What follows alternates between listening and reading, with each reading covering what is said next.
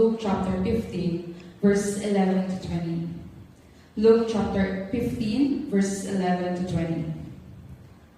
Then Jesus said, a man had 2 sons. The younger one told his father, "Father, give me my share of the estate." So the father divided his property between them. A few days later, a younger son gathered everything he owned and traveled to a distant country. There he wasted it all on wild living. After he had spent everything, a severe famine took place and throughout that country, and he began to be in need.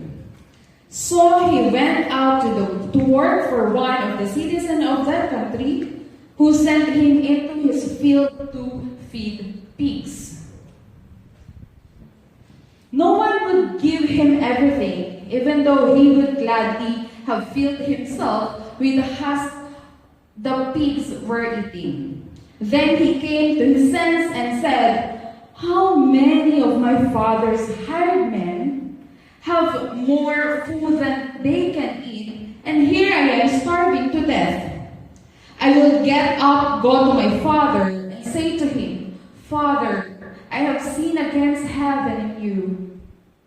I don't deserve to be called your son anymore. Treat me like one of your hired men.' So he got up and went to his father. While he was still far away, his father saw him and was filled with compassion. He ran to his son, threw his arms around him, and kissed him affectionately. To God be all the glory for his word.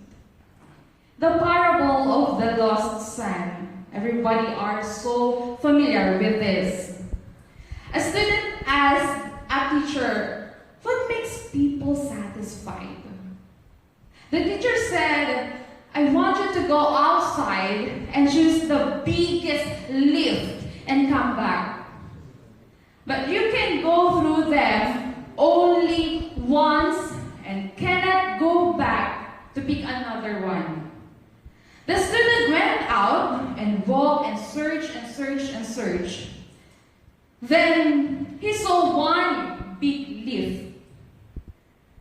But he think that, maybe this is the biggest lift. So he walked again, walk and walk and walk and search and search and search. And then another big lift. And maybe this is not enough. So he walked again, and then he saw another bigger one. But maybe this is the biggest. And search again. Later on, when he finished more than half of the number of the trees he can see in that place, he started to realize that that leaf is not as big as previous one he saw. He knows he has missed the biggest one, and he regretted. So he went back to the teacher with empty-handed. We all live in a world that promotes dissatisfaction with our lives. We constantly throw in newer and better things that promise to make us lives more complete. If only we would obtain them. If we listen to the world, we will always be compromised their lifestyle and the passion of others, and we will always be dissatisfied. We can search the world for days, weeks, and years for the things that may satisfy us, but like the students who kept looking and looking and looking for the best, he ended up empty-handed, and we can end up empty-handed. The Bible teaches that we can learn to live a life of contentment. Not a contentment that comes from possession, activities, or other people. For this can be changed or taken away. but a life of contentment that comes from our relationship with Jesus Christ. Again, a relationship that is connected to Jesus Christ.